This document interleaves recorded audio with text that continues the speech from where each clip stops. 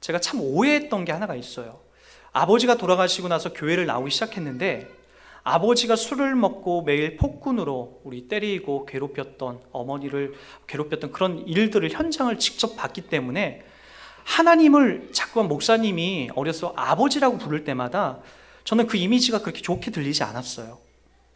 그러니까 여러분들도 마찬가지일 수 있어요. 아버지와 관계가 안 좋거나 서먹서먹하거나 아버지에게 혼나고 꾸중 듣고 막 그렇게 자라온 분들 있잖아요. 우리 주변에 너무나 많잖아요.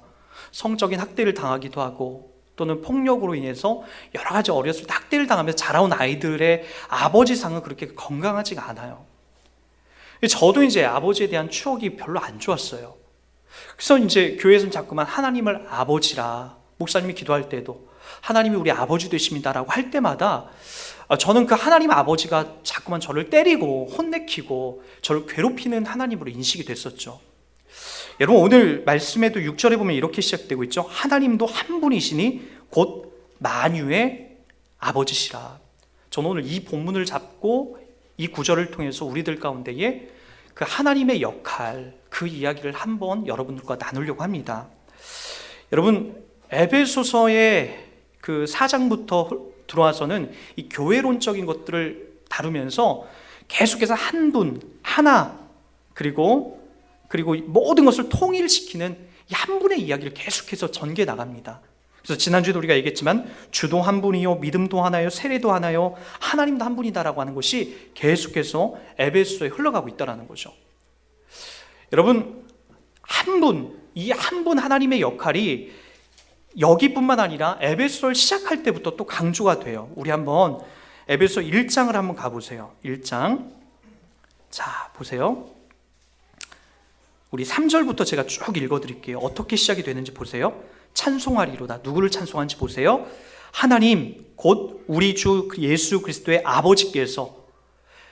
지금 에베소는 누구를 칭송하고 있냐면은 아버지 하나님, 예수 그리스도의 아버지신 그 하나님을 칭송하고 있어요. 그런데 어떻게 올라가는지 보십시오.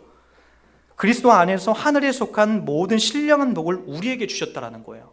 그 아버지 하나님께서 신령한 복을 우리 가운데 주셨대요. 자, 그리고 4절에 보면은 곧 창세 전에 그리스도 안에서 우리를 택하사, 누구를요? 세상이 만들어지기 전에 여러분들을 택했다라는 거예요. 하나님이 여러분 한 분 한 분을 구해냈다는 거예요. 창세 전에 이미 하나님의 계획 속에. 그러니까 뭐예요? 훌륭한 아버지신 거예요. 그분은요. 우리 육신의 아버지는 나를 괴롭히고 학대하고 자기의 감정대로 우리를 대한 반면에 하나님은 어떤 분이라고요? 창세 전에 이미 우리를 향한 계획이 있었다라는 거예요. 여러분, 한 사람이 어떤 일을 계획할 때에 회사에서 여러분들이 인정받고 존경을 받을 때에 야, 저 친구 일 참 잘한다라고 할 때에 주먹구구식으로 막 해내는 사람은 별로 인정을 못 받습니다. 기획이 있어야 되고요. 체계적인 기획 속에 실천이 그대로 잘 진행이 돼야 결과물은 어떻게 나올 것이다라고 하는 그런 기획력이 따라와야만이 회사에서 한 사람을 인정하기 시작을 해요.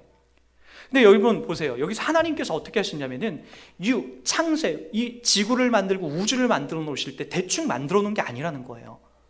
이미 그분의 계획 속에서는 우주를 만들고 지구를 만들 그 모든 플랜과 계획이 있고, 그 안에, 이 지구 안에 과학의 생물과 모든 우주 만물 속에서 이 지구에 존재하는 모든 것들 속에서 우리들을 하나님이 구해낼 것이라고 하는 구원의 계획까지도 하나님은 이미 이 지구와 우주를 만들기 전에 우리를 향한 계획이 있었다라는 거예요. 그래서 오늘 여러분들이 이 자리에서 주의 복음을 듣고 말씀을 듣는 거, 이거 내 힘으로 된 거지 라고 하는 것은 절대로 성경이 지향하고 있는 지향점이 아니에요. 누가? 하나님이 창세 전에 여러분을 향한 계획과 섭리로 이 자리에 여러분을 이끌어 갔다는 거예요. 그래서 여러분 한번 보세요. 여러분들 속에서 내가 지금 예수 믿고 있다라는 거, 지금 내가 교회에 와 있다라는 거, 여러분 주변의 친구들이 그렇게 얘기하잖아요. 저는 지금도 제 친구들이 그렇게 얘기해요. 초등학교 때, 국민학교 때 물건을 하도 훔쳐대가지고 친구들이 저를, 진짜 나를 아는 친구들은요, 저에 대해서 뭐라고 하냐, 대도 조세영이나 신창훈 같은 존재가 돼 있을 거라고 생각을 해요. 그래, 아직 안 잡혔겠구나.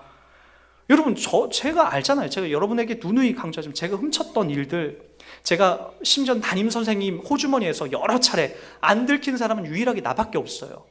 그런 특유의 훔침의 재능을 갖고 태어나서 훔침에 있어서 거의 달인적인 위치에 초등학교 때 그 경지에 6학년 때 경지를 찍었다고요. 그래서 저를 아는 사람은 알아요. 얼마나 제가 폭력적이었고 아버지한테 맨날 의도터지고 맨날 때리는 것만 배웠거든요. 그러니까 학교 가서도 친구들 때리고 괴롭히고 훔치고 하는 것이 나의 삶의 유일한 재능이었다니까요. 근데 또 담임 선생님은 제가 잘 속였어요. 왜냐? 공부는 좀 했거든요. 공부 안 해도 국민학교 때는, 초등학교 때는 이렇게 조금 머리만 있으면 금방금방 풀잖아요. 반에서 공부도 잘해서 뭐 회장도 하고 부반장도 하고 그러니까 전혀 얘는 멈출 거라는 애를 상상을 못했던 거예요. 항상 다른 애가 걸렸고 다른 애가 의심이 샀었죠. 그만큼 철저하고 완벽했었어요. 그리고 나는 이 세상에서 정당하다고 생각했어요. 그게 남의 물건을 훔치고 내가 가난하기 때문에 누구를 괴롭혀서 뺏어오는 것이 난 정당하다고 생각했어요. 다른 친구도 부자였거든요.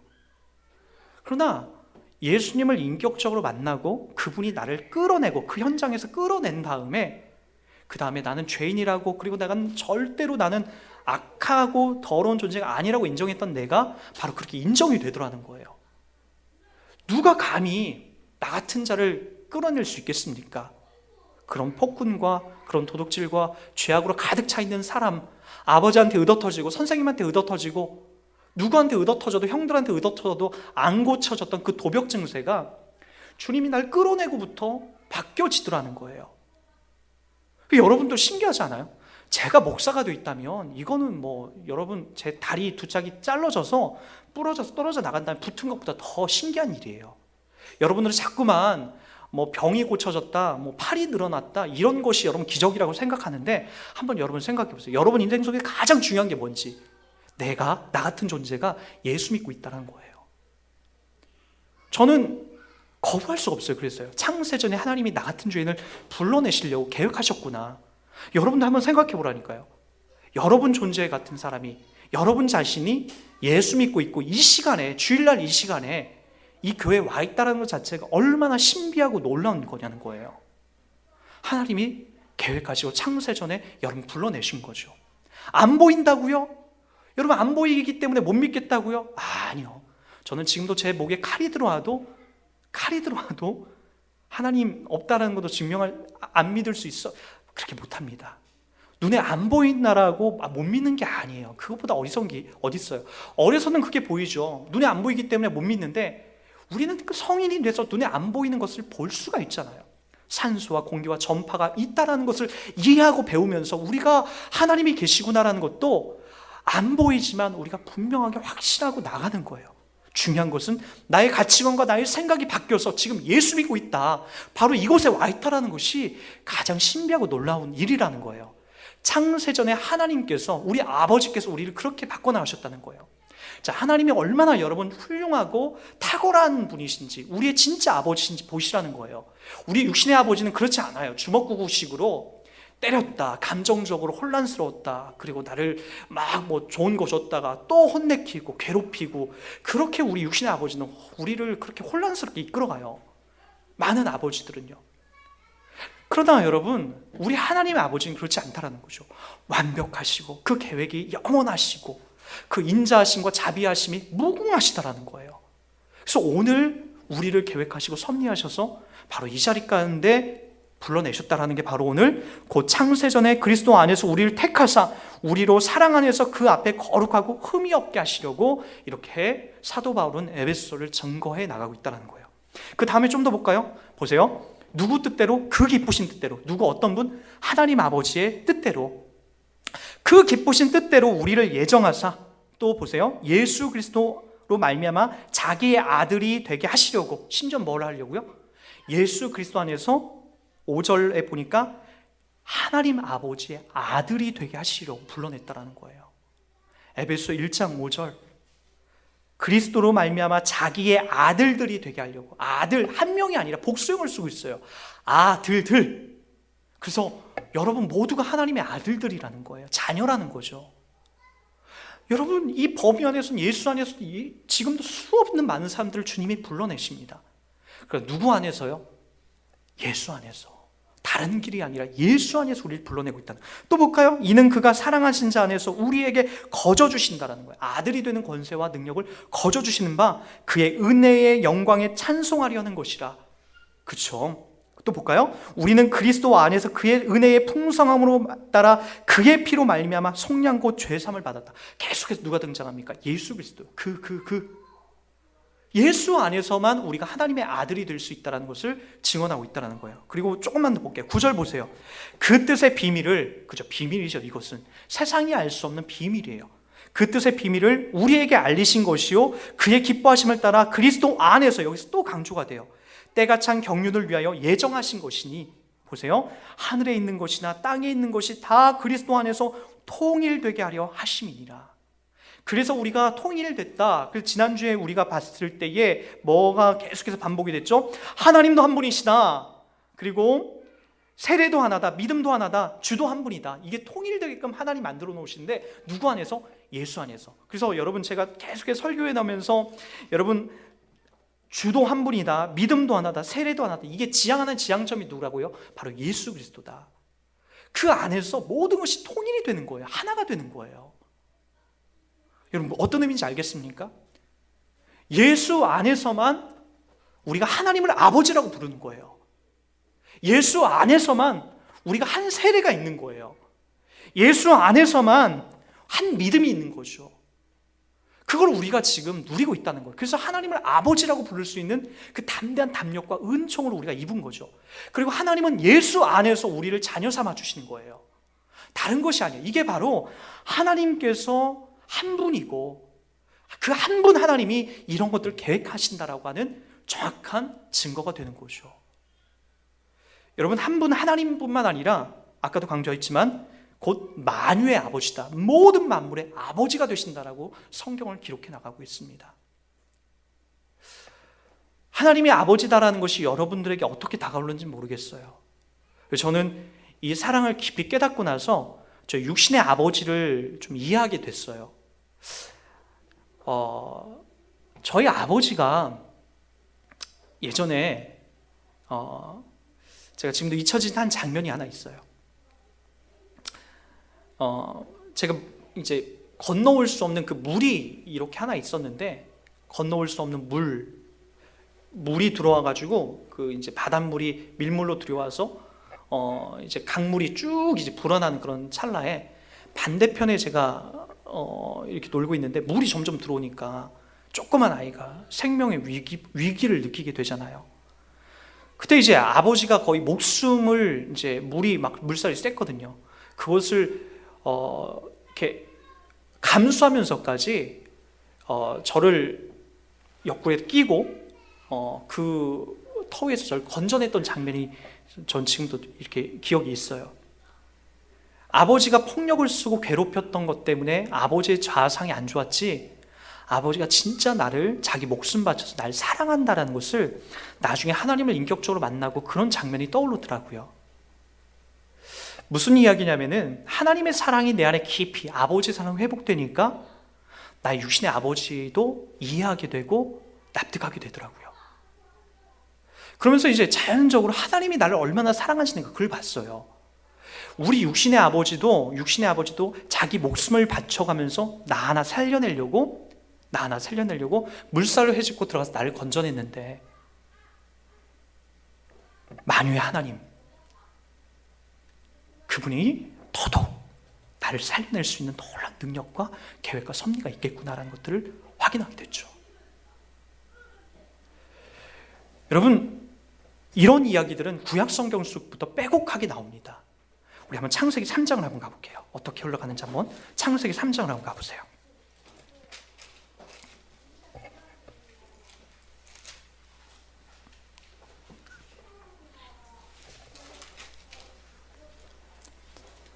창세기 3장 1절부터 제가 조금만 읽어드릴게요. 그런데 뱀은 여호와 하나님이 지으신 들짐승 중에 가장 간교하니라. 뱀이 여자에게 물어 이르되 하나님이 참으로 너희에게 동산 모든 나무의 열매를 먹지 말라 하시더냐. 여자가 뱀에게 말하되 동산 나무의 열매를 우리가 먹을 수 있으나 동산 중앙에 있는 나무의 열매는 하나님이 말씀에 너희는 먹지도 말고 만지도 말라 너희가 죽을까 하노라 하셨느니라. 뱀이 여자에게 이르되 너희가 결코 죽지 아니하리라. 너희가 그것을 먹는 날에는 너희 눈이 밝아져 하나님과 같이 되어 선악을 알 줄 하나님이 아심이니라. 여자가 그 나무를 본즉 먹음직도 하고 보암직도 하고 지혜롭게 할 만큼 탐스럽기도 한 나무인지라.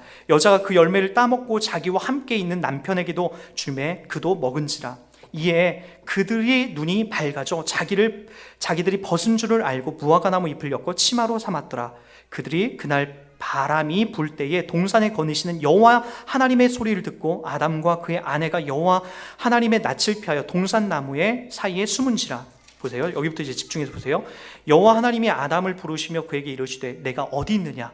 이르시되 내가 동산에 하나님의 소리를 듣고 내가 벗었으므로 두려워하여 숨었나이다. 이르시되 누가 너의 벗었음을 내게 알렸느냐. 내가 내게 먹지 말라 명한 그 나무를 열매를 내게 먹었느냐. 아담이 이르되 하나님이 주셔서 나와 함께 있게 하신 여자 그가 그 나무 열매를 내게 주므로 내가 먹었나이다. 여호와 하나님이 여자에게 이르시되 내가 어찌하여 이렇게 하였느냐. 여자가 이르되 뱀이 나를 꿰므로 내가 먹었나이다. 여호와 하나님이 뱀에게 이르시되 내가 이렇게 하였으니 내가 모든 가축과 들의 모든 짐승보다 더욱 저주를 받아 배로 다니고 살아있는 동안 흙을 먹을지니라. 내가 너로 여자와 원수가 되게 하고 내 후손도 여자의 후손과 원수가 되게 하리니 여자의 후손은 내 머리를 상하게 할 것이요 너는 그의 발꿈치를 상하게 할 것이니라 하시고. 여러분, 창세기 3장에 등장하는 이 아담과 하와는 하나님께서 모든 만물들보다 더 집중하고 더 심혈을 기울여, 아니 자기의 하나님 아버지에게 있는 생기를 불어넣어서 여러분들의 존재, 인간의 존재를 동물들이나 식물들과는 다른 차원의 존재로 하나님 만드셨어요. 그래서 여러분들은 다른 동물들과는 아닙니다. 길에 가끔가다 멧돼지가 차에 치여서 죽고 그 다음에 개가 차에 치여서 죽은 거 슬프지만 사람이 죽으면 여러분 슬픔으로써 끝나는 게 아닙니다. 여러분, 사람은 다른 존재와는 근본적으로 다릅니다. 하나님의 영혼이 우리 안에 깃들어 있습니다. 우리는 세상의 모든 만물들과는 차원이 다른 존재예요. 하나님이 우리 인간을 그렇게 만드셨고 그렇게 상대해 주십니다. 그런데 여러분, 하나님께서 아담과 하와를 만드시고 하나님이 선악을 알게 한 나무를 동산 중앙에 심어 놓습니다. 동산 중앙에 심어 놨다는 것은 무슨 의미냐면은 하나님이 너희들 이 모든 우주 만물에 있는 것들이 너희들 주인 삼아서 너희들의 먹고 마셔. 마치 저희 집에 가보면요, 저는 한결에 모든 자유를 다 용납합니다. 그러나 유일하게 용납하지 않는 곳이 하나 있어요. 그것이 어디냐면은 저쪽 그 베란다 문을 나가서 보면은 한결이가 먹을 곰젤리, 과자들이 무지막지하게 있는 그곳은 금기의 장소예요. 쟤네들이 거긴 못 들어가요. 만약에 들어가다가 아빠가 눈을 부르키면 혼나서 다시 울면서 나와요. 거긴 못 들어가요. 그리고 아버지의 허락이 있어야만 그제서야 그것을 먹고 이제 나누게 되죠. 아담과 하와도 마찬가지요. 동산 중앙의 모든 것 너희들 누려라. 그곳에서 마음껏 너가 누려라. 그게 바로 아버지의 기쁨이에요. 마음껏 누리고 마음껏 뛰어놀고 마음껏 즐기는 것, 아버지의 마음이에요. 그러나 너희들 동산 중앙에 있는 선악을 알게 한 저 나무의 과실을 먹지 마라. 저걸 먹으면 정년 죽으리라. 그걸 보면서 뭘 보라는 거예요? 여러분들이 어떤 존재인지 보라는 거예요. 사람은 모든 걸 용납해주면 경거망동합니다.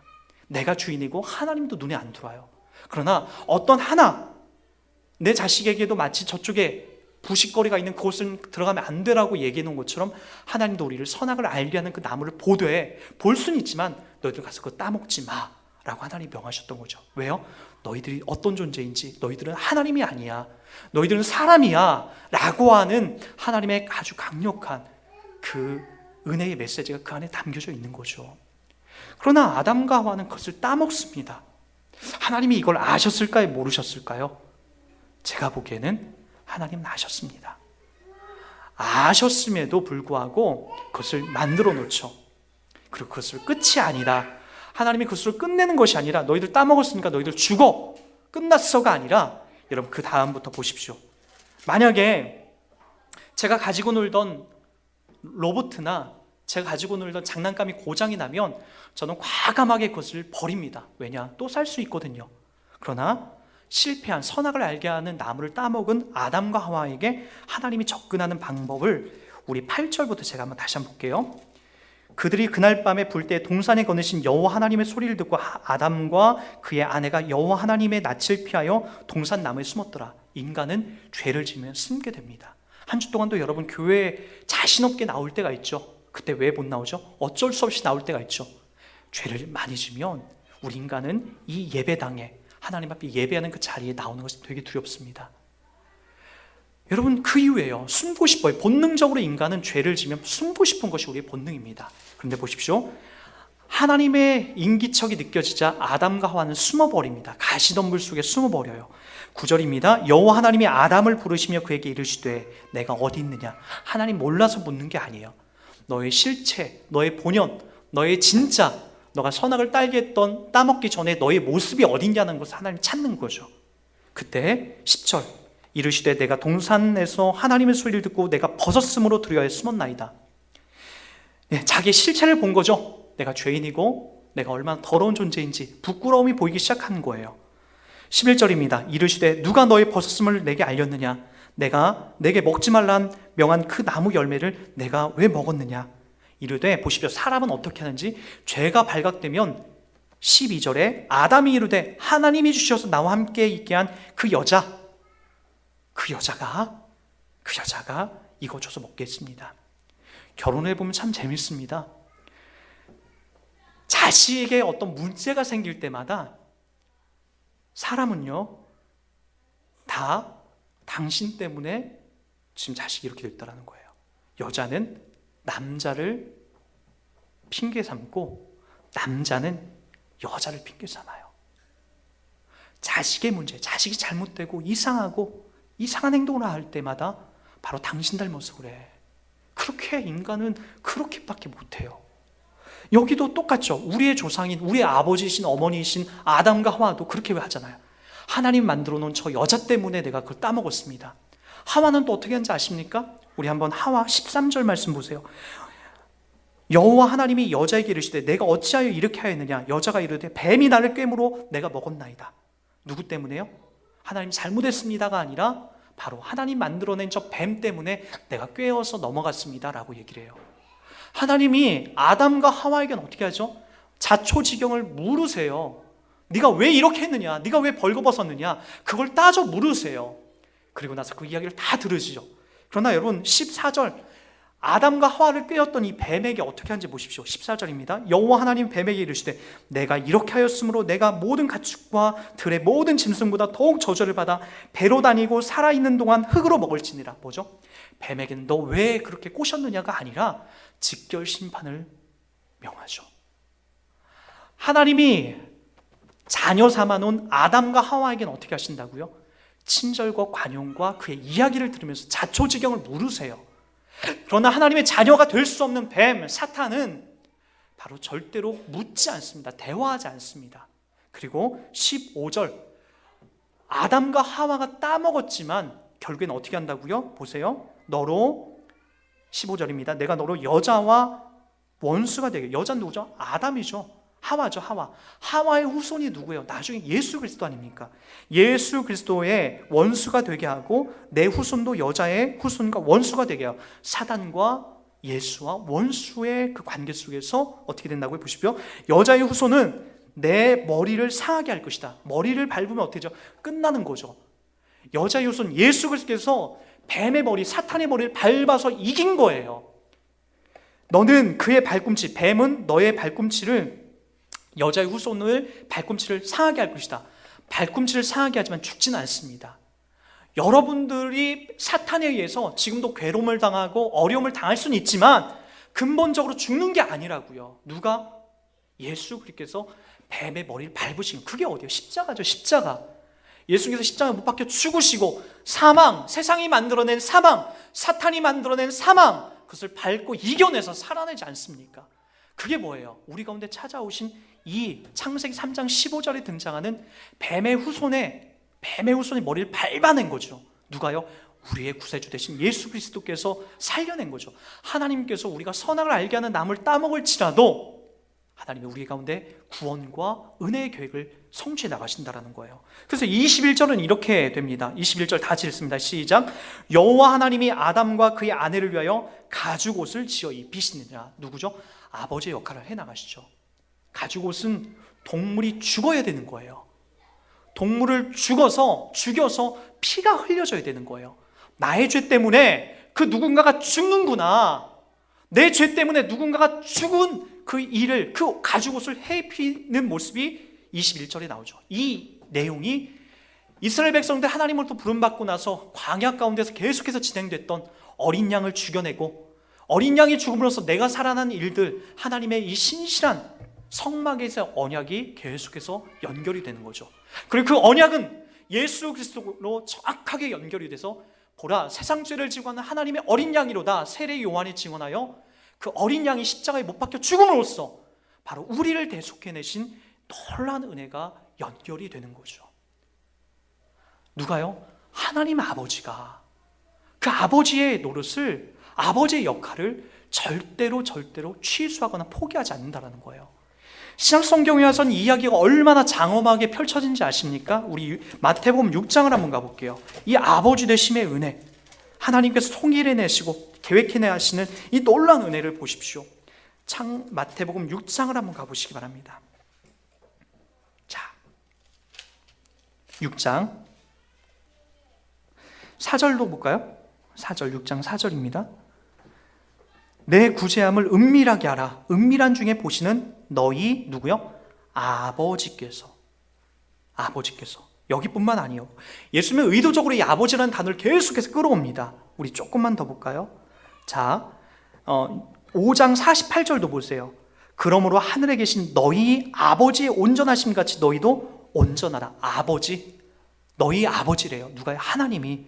보십시오. 또 조금만 더 볼게요. 6절 말씀, 6장 6절입니다. 너는 기도할 때 내 골방에 들어가 문을 닫고 은밀한 중에 계신 누구? 내 아버지께 기도하라. 은밀한 중에 보시는 내 누가요? 아버지를 의도적으로 예수님 계속해서 쓰세요.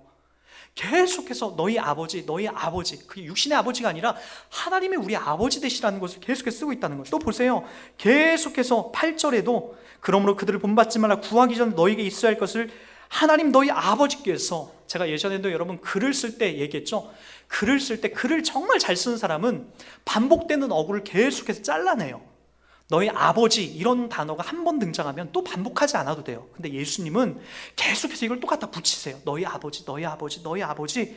심지어 그 아버지의 가장 그 아주 충만한 농축액으로 이 채워져 있는 곳이 바로 어디예요? 바로 이 다음에 나와 있는 9절 말씀부터 시작하는 주기도문이죠. 볼까요? 그러므로 너희는 이렇게 기도하라. 하늘에 계신 우리 아버지요.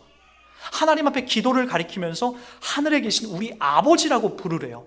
그리고 이 기도가 끝날 때쯤에 보세요. 13절이죠. 우리를 시험에 들게 하지 마시고 다만 악에서 구하옵소서. 나라와 권세와 영광이 아버지께, 하나님 아버지께, 이렇게 계속해서 반복이 돼요. 여러분, 이 당시에 하나님을 아버지라고 부른다는 게 어떤 건지 아십니까? 이것은 완전히 하나님을 모욕하는 거예요. 바리새인과 이 당시의 서기관들은 하나님을 감히 아버지라고 부를 수가 없었어요. 그 거룩한 하나님을 어떻게 아버지? 하나님은 하나님이고 나는 나지. 나는 바리새인이고 하나님은 하나님이지. 그렇게 선을 분명히 그어놨어요. 그러나 예수님께서 이 땅에 오셔서 그 선을 허물어 보시죠. 그리고 우리들 보고 뭐라고 하라고요? 하나님을 이제는 너희 하나님이 아니라 너희 아버지라고 불러. 너희들 하나님을 아버지라고 불러. 그렇게 이야기하고 있더라고요. 아버지라고 부르는 그 의미 속에서 여러분들이 느끼게 될 게 뭐예요? 하나님이 나의 아버지라는 것 앞에서 우리는 두 손 두 발 다 드는 거예요. 자, 우리 로마서 말씀으로 고볼게요. 우리 사도 바울 역시도 어떻게 고백하는지 로마서 8장 15절을 한번 가보세요. 왜 우리가 두 손 두 발을 다 들 수밖에 없는지. 8장 15절입니다. 로마서 롬자로 시작하는 부분이에요. 우리 한번 이 부분 한번 여러분 볼펜이 있으면 한번 밑줄 한번 쳐보세요. 네. 로마서 8장 15절입니다. 너희는 다시 무서워하는 종의 영을 받지 아니하고 양자의 영을 받았으므로 우리가 뭐라고요? 아빠, 아버지라고 부르짖느니라. 성령이 친히 우리의 영과 더불어 우리가 하나님의 자녀인 것을 뭐한다? 증언하신다라고 얘기합니다. 하나님을 어떻게 한다고요? 아빠, 아버지. 아빠 아버지라고 부르래요. 누가 이걸 증언한다고요? 성령이 우리 가운데 이걸 증언해내고 있다는 거예요. 그래서 여러분, 하나님을 아빠 아버지라고 어설프게 이렇게 하는 것들 있잖아요. 그건 내가 실력이 있어서 산 게 아니에요. 성령이 예수 그리스도 안에서 이것들을 우리 입술 속에 고백해나게 하시는 거죠. 아빠 아버지라고 고백하는 거예요. 여러분, 하나님은 우리가 생각하고 있는 육신적인 아버지처럼 폭력을 행하거나 우리를 죽이지가 않아요. 우리를 괴롭게 하거나 우리를 혼내키거나 우리를 목조르거나 그런 하나님이 아니에요. 여러분, 제가 자식을 낳아보니까, 자녀를 낳아보니까 그걸 알겠어요. 생선 한 마리를 놓더라도 몸통의 가장 살이 도톰한 부분은 내 아들을 먹이고 싶어요. 내 딸을 먹이고 싶어요. 저는 어디를 먹는지 아십니까? 꼬리 맨 끝에 그 지느러미에서 살짝 묻어있는 거, 또 머리 부분을 제가 막 으드드드 먹어요. 근데 가만히 생각해보니까 저희 육신의 아버지도 그랬어요. 몸통 있는 부분은 야, 난 질겨서 잘 안 먹어. 네가 먹고, 아버지는 뼈가 으드득 있는 동태 머리를 막 씹어서 드세요. 어머니는 때때로 지느러미를 빨아 드시기도 하고. 그게 생생해요. 우리가 먹는 모습을 보면서 그거 드세요. 아버지가 그렇게 하고 있는 모습 보니까 저도 그러고 있더라고요. 우리 아버지가 그렇게 모습, 나도 그러고 있어요. 하나님 아버지가 우리들 가운데 하신 모습을 보라고요. 어떻게 하셨냐? 아빠 아버지 되신 그분이 예수 그리스도를 이 땅에 기꺼이 보내세요. 자기의 친아들이신 예수님을 이 땅에 보내셔요. 누굴 살려내려고? 우리를 살려내려고. 그 아들 예수 그리스도를 십자가에 못 박혀줘. 말이 됩니까? 자기 아들, 내 아들보다 소중한 게 어디 있어요? 그런데 여러분, 하나님께서는 그 아들 예수 그리스도를 십자가에 못 박혀 죽이시면서 누구를 살려내려고? 여러분 살려내려고 대신 자기 아들을 못 박힌다. 그럼 무슨 의미예요? 하나님의 아들 예수 그리스도나 우리나 똑같이 하나님이 사랑하신다고요. 그래서 오늘 보니까 너희는 다시 무수하는 종의 영을 받지 아니하고 양자의 영을 받았다라고 해요. 예수 그리스도의 그 영을 받아서 우리가 하나님의 양자로 편입이 됐다라고요. 이게 바로 성경이 우리들 가운데 계속해서 약속하고 노래하고 있는 이야기예요. 근데 우리는 자꾸만 뭘 담아내려고 합니다. 여기다 자꾸 종교를 담아내려고. 하나님이 그런 거 하지 말래요. 몇 시간 기도했냐, 헌금을 얼마 했냐, 그리고 얼마나 많은 사람을 구제했느냐, 그걸 가지고 왜 경쟁을 하죠? 그게 아니라고요. 오늘 마태복음에도 나왔지만 하나님이 너희의 구제한 것 아신다. 너희 기도하는 거 아신다. 뭐가 있었는지 아신다. 하나님이 너의 금식 아신다. 그때마다 어떻게 해요? 금식 안 한 것처럼 행동해라. 구제 안 한 것처럼 행동해라. 기도 안 한 것처럼 행동하라라고 산상수훈에 얘기하잖아요. 왜냐? 하나님이 우리 아버지 되시기 때문에 우리를 뻔히 다 알고 계시다라는 거예요. 근데 우리는 어떻게 하고 있다고요? 자꾸만 하나님이 우리 아버지 된다라는 그 인식을 접어놓고 만유를 통일하시고 만유를 하나 되게 하신 그 하나님의 섭리와 계획 앞에 우리가 자꾸만 벗어나서 자꾸만 종교를 만들려고 하는 거죠. 누가 많이 헌금했느냐, 그것이 교회의 싸움거리가 되고 있고, 누가 많이 전도했느냐, 왜 그것이 자랑이 되죠? 누가 많이 새벽기도 나왔느냐, 누가 많이 성경 읽었느냐, 왜 그게 교회에서 자랑이 되냐고요. 하나님이 우리 아버지 되시는데. 사랑하는 여러분, 아버지가 됐다라고 하는 그 의미 속에서 다 끝난 겁니다. 여러분 모습이 남루하다고요? 여러분이 괴롭고 힘들다라고요? 여러분 절대로 그렇지 않습니다. 하나님께서 그 아들 예수 그리스도를 이 땅에 보내셔서 구해내고 살려낸 것은 여러분이 이 땅에서 잘 먹고 잘 살기 위해서 살려내기 위함이 아니라 영원한 사망에서 건져내기 위한 살림입니다. 여러분 이 땅에서 조금만 참고 버티십시오. 그리고 하나님이 나의 아버지 되시다는 것에 큰 위로를 받고 살아가시기 바랍니다. 그것만이 남게 되는 겁니다. 하나님을 아빠, 아버지라고 부르라고 하고 있잖아요. 그 안에서 우리가 위로함 받고 그 안에서 우리를 끝까지 통일되게끔 이끌어 가시는 그 하나님 섭리 앞에 우리가 두 손 두 발 다 들고 하나님 내가 아버지만 의지합니다. 종교적인 모든 것들 내려놓고 하나님 아버지만 의지합니다 라고 하는 그런 마음으로 우리가 다가섰으면 좋겠어요. 아울러 그 하나님은 언제나 여러분들의 아픈 마음, 쓴 마음, 괴로운 마음 다 받고 계신다는 걸 기억하십시오. 제 아들, 제 자녀, 모든 아버지, 어머니가 마찬가지겠지만 제 자녀들에게 모든 걸 다 해주고 싶어요.